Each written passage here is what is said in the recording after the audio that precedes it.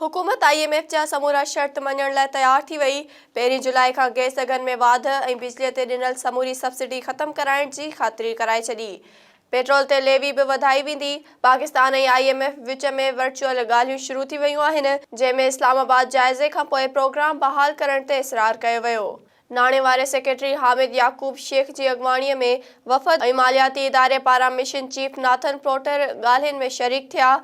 ॻाल्हियुनि जे पहिरें दौर में नाए जाइज़े बाबति ग़ौर वीचार थियो।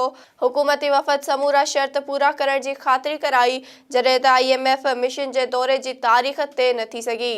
ज़रियनि मूजिबि ॻाल्हियुनि दौरान IMF बिजलीअ ते सब्सिडी ऐं मुख़्तलिफ़ शोबनि में छूट ख़त्म करण जा शर्त लॻाया आहिनि।